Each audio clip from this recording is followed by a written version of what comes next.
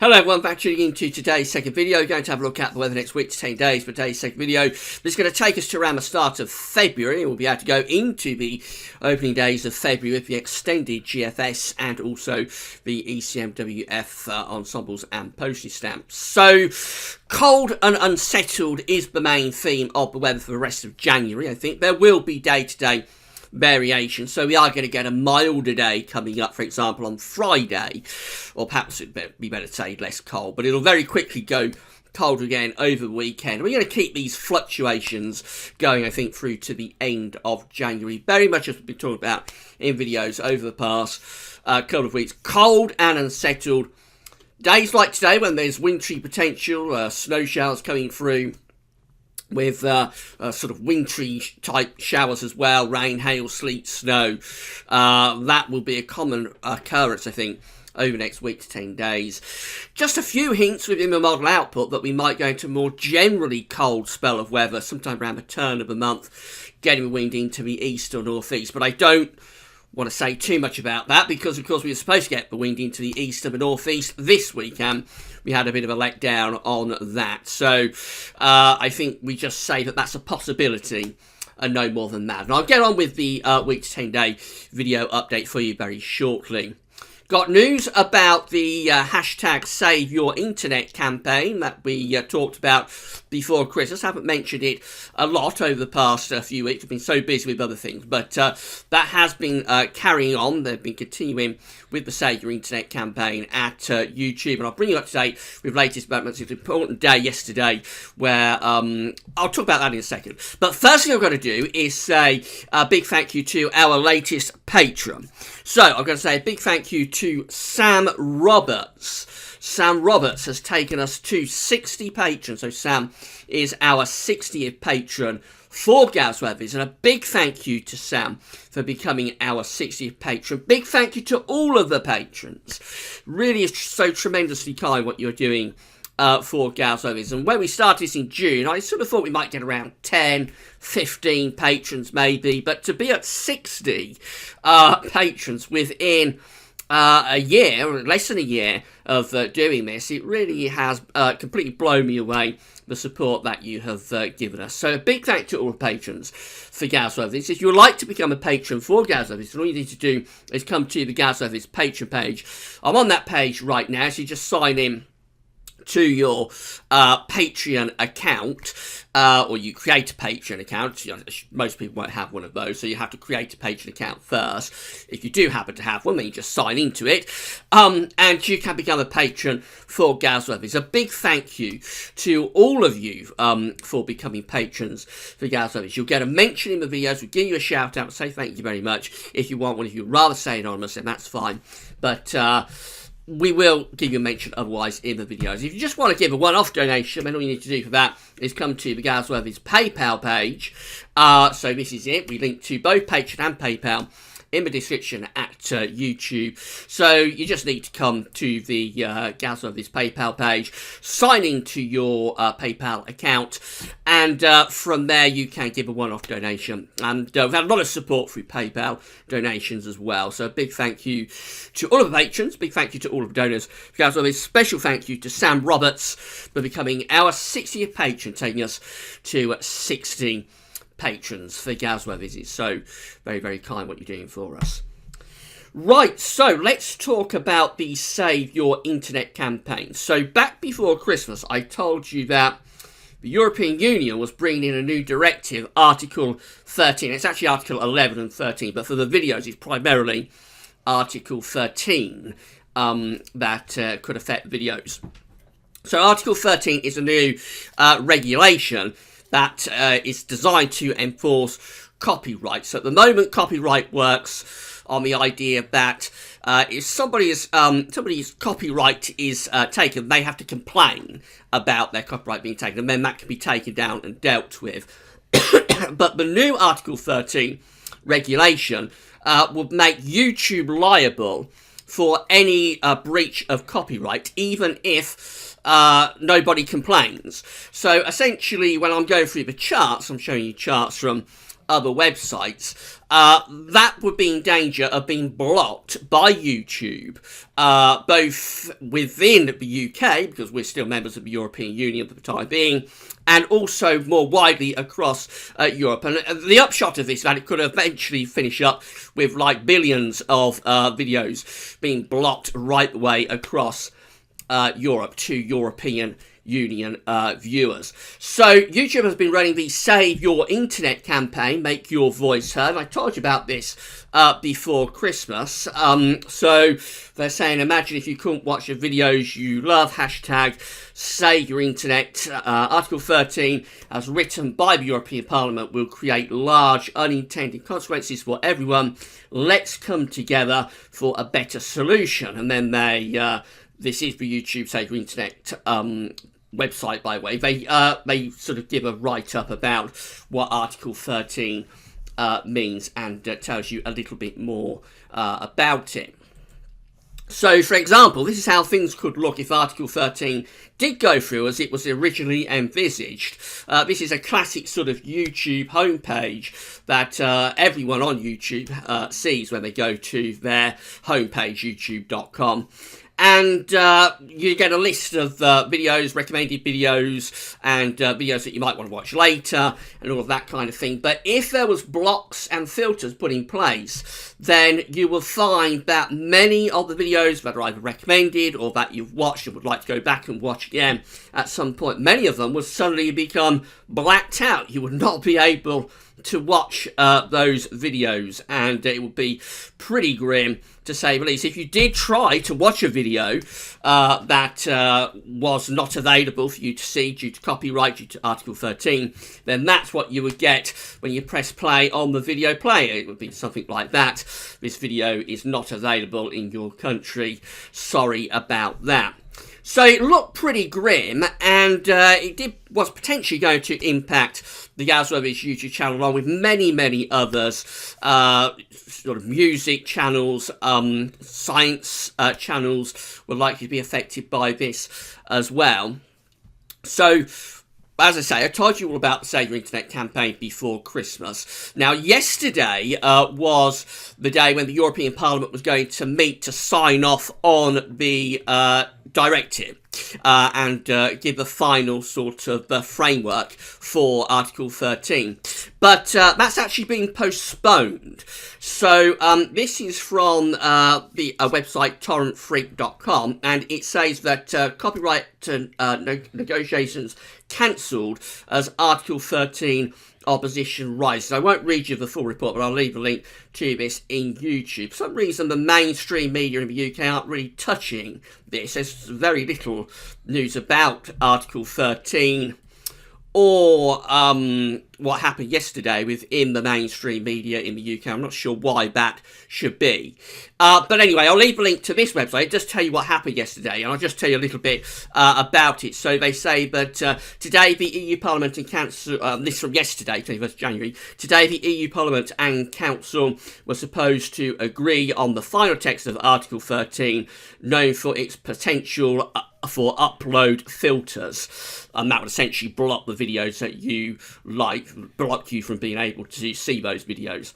However, the negotiations were cancelled after the member states failed to agree on a final negotiating position. This means that the finalisation of the copyright reform plans is delayed again. A year ago, Article 13 was only known to a select audience with a particular interest in copyright issues. Today, EU's copyright reform proposals and potential internet filters have gone mainstream.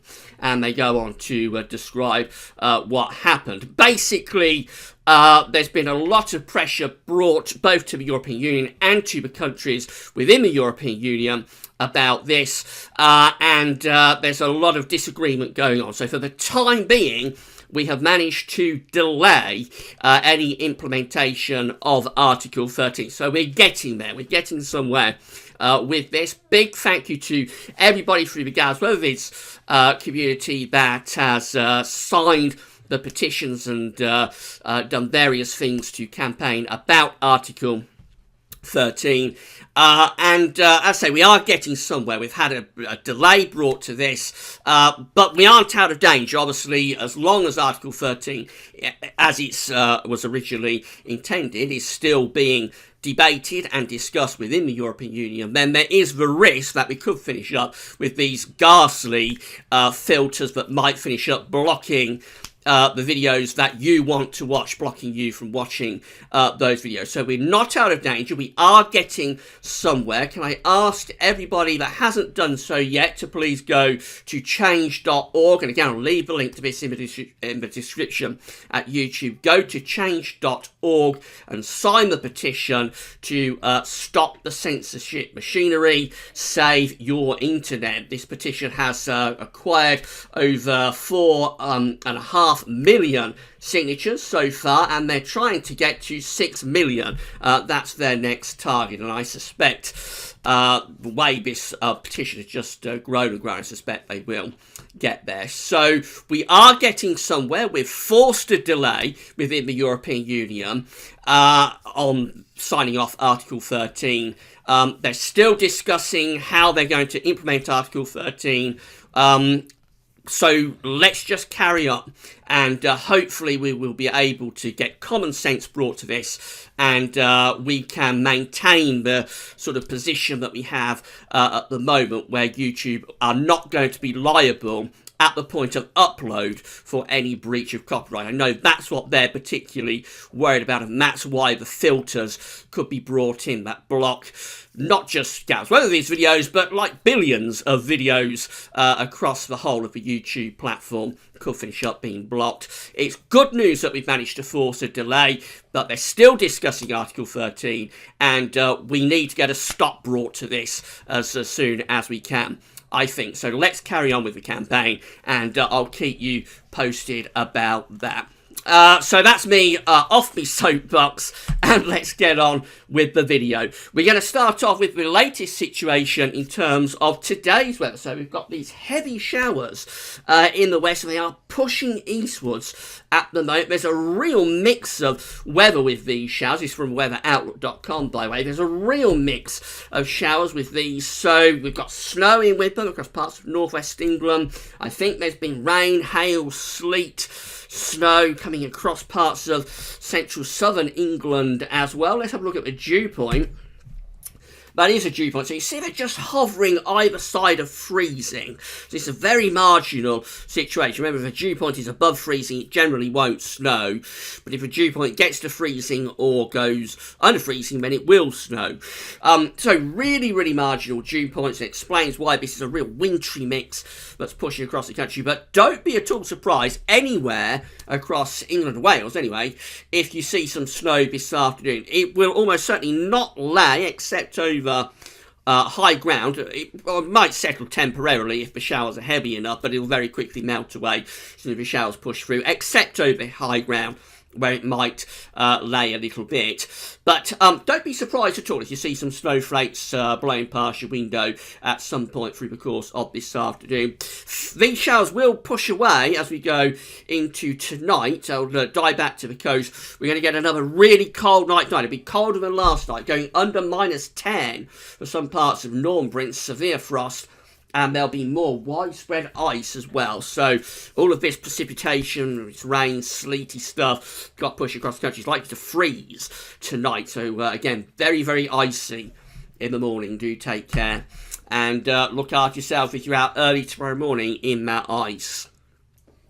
These are the GFS temperature and precipitation ensembles for the next couple of weeks. The red line here is the 30-year upper air temperature average. You're looking at Longtown in Cumbria today. Someone's asked me to have a look at Longtown, another place on my list of suggested locations. We are going through the suggested locations now, by the way, so if you would like to see your town or city, local town or city featured in a video, then do please let me know through the comments, or you can email gavslovers@gmail.com, however you want to do it, and we'll add your town or city to the list. So this is the latest in terms of where we are right now. The upper air temperatures, we're cold and average. They are going to tick up at the end of the week, just for a day or so, around Friday and into Saturday. It's going to get a little bit milder, but it's not long at all before the temperatures are sliding away, going cold again, really, as we go into the last days of the month. Dates are on the bottom of the chart, of course, so that's February 1st just there. Cold to end January,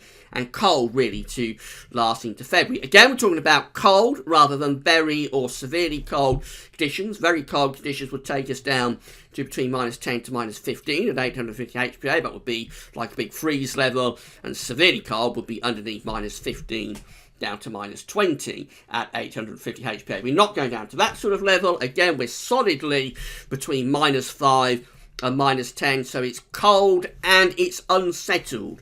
The precipitation spikes are very regular, really from beginning to end, although we will have a couple of drier days in the next couple of days, tomorrow and Thursday, but from the weekend and into next week, looks pretty unsettled. Bearing in mind, this is in the northwest of England, it's in Cumbria, so one of the wetter places in the country. It probably wouldn't look as unsettled as that down in the southeast in London, but it's still an indication that we are going to remain unsettled, but at the same time we're going to stay pretty cold as well at Longtown. Excuse me once again.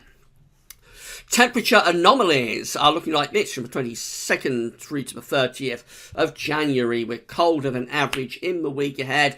Going really cold over the western part of Russia. Look how deep the cold is across sort of northern and western parts of Russia up here, and going into the Baltic states as well. So it's really cold there. And of course, if we was to get a long fetch easterly at any point in the next couple of weeks, if we was to bat the wind in from that direction, then we would be talking about proper big freeze conditions. At the moment, it doesn't look like we're going to manage to do that. But with such an intensity of cold sitting there to the far northeast, you have to watch out. As it is, most parts of Europe are coming out colder than average once again.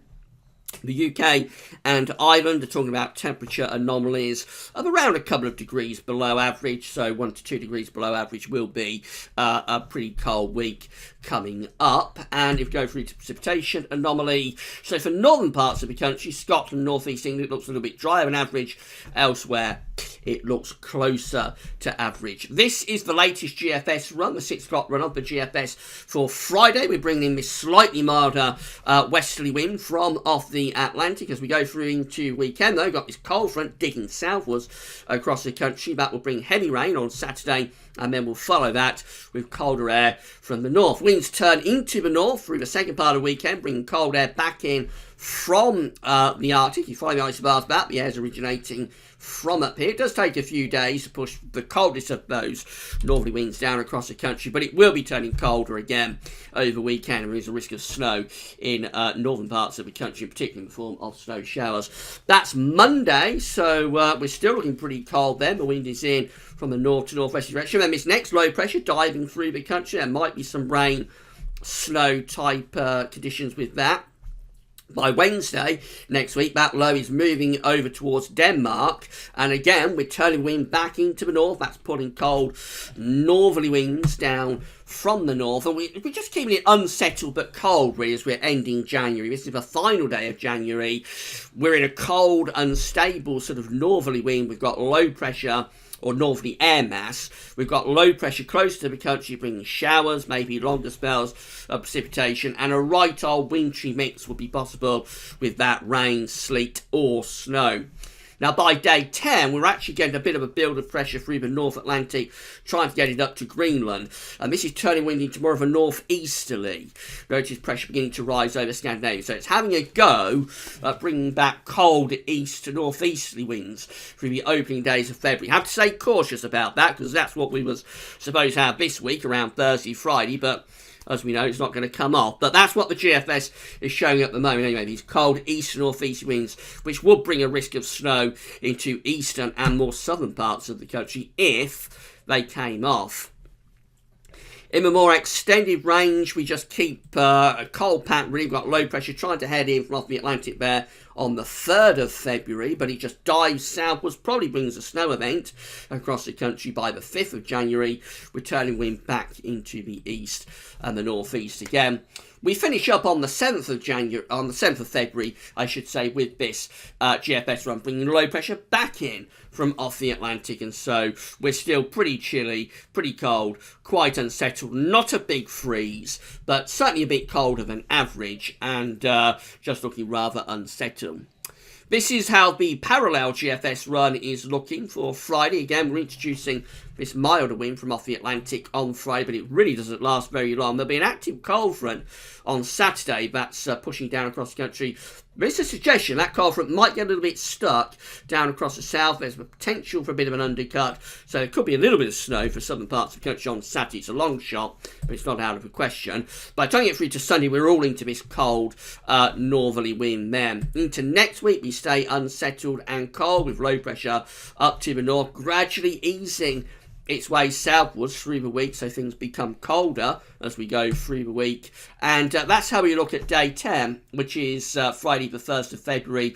We're bringing in these very cold, bitterly cold easterly winds again as this low pressure is diving southwards, and we're trying to raise the pressure around Greenland. So it's certainly having a go with GFS this morning. Getting some blocking going close to Greenland around day 10. Keeping that low pressure close to the country, keeping it colder and unsettled into more extended range by the 7th of February. The winds are backing more in towards the Atlantic once again. ECMWF looks like that. So again, we've got this slightly milder air pushing in on Friday.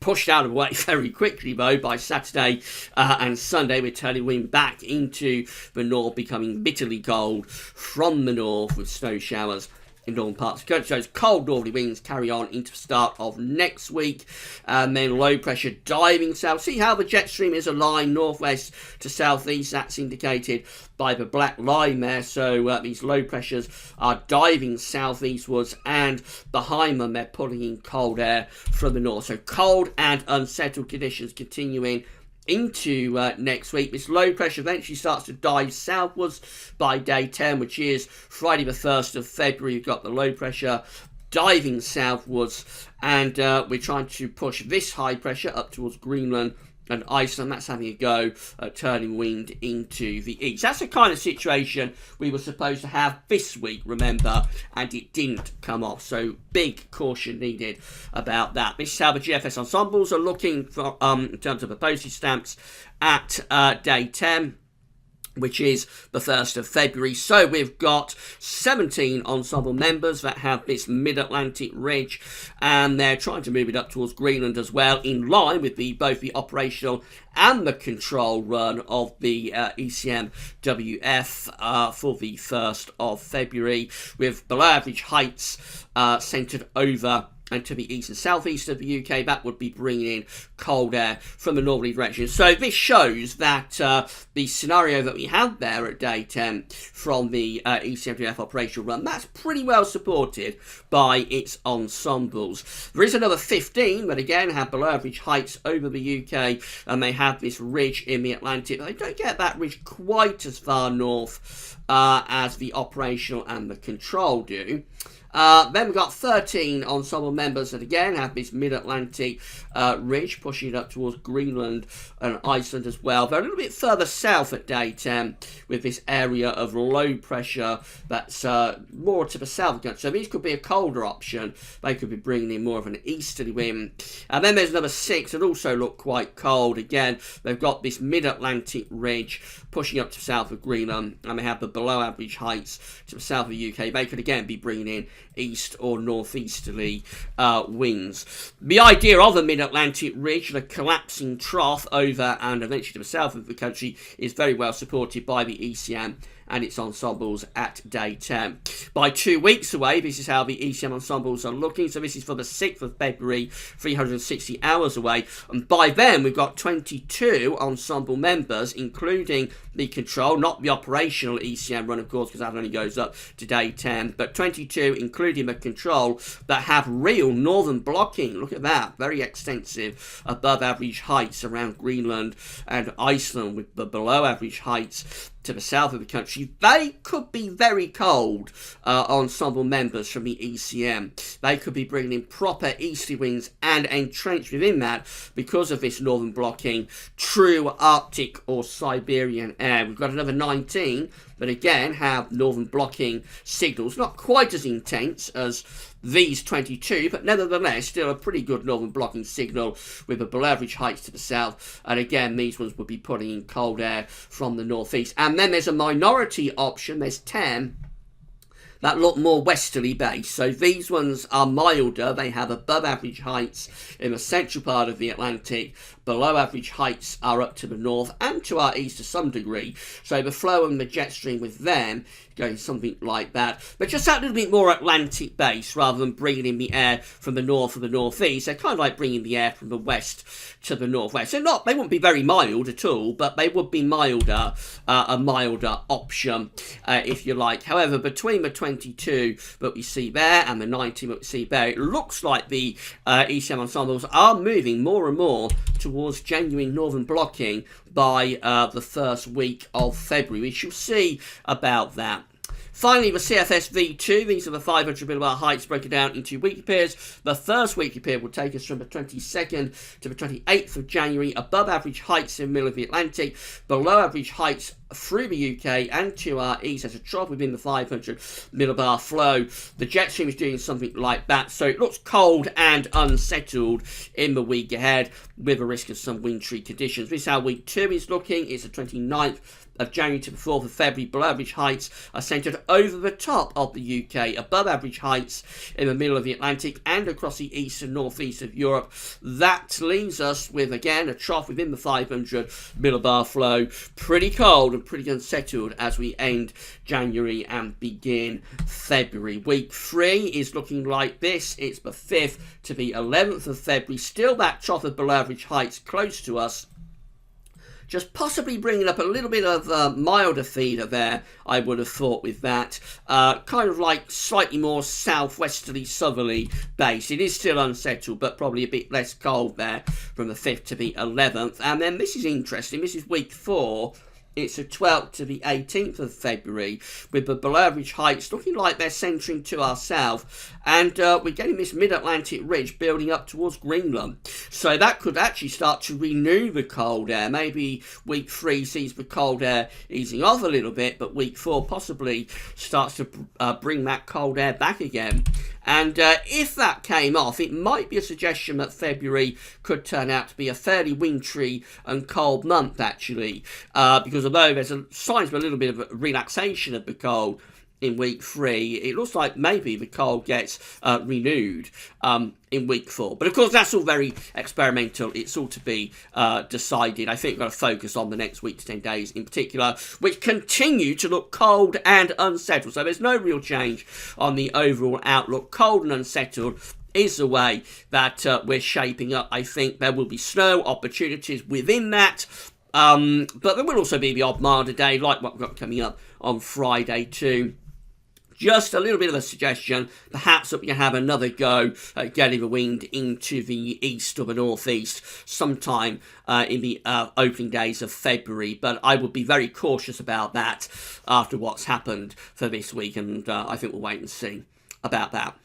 Right, don't forget to check out those links that I'm going to leave you about Article 13 and the Save Your Internet campaign. Sign the petition if you would like to do that and help the Save Your Internet campaign. And let's see if we can get Article 13 put on the back burner once and for all. We have won a victory. We've forced a delay on the final sign-off about Article 13, but let's go further and see if we can get this this Article 13 stuff properly put on the back burner with the EU. All right, that's all for now. Thanks for watching.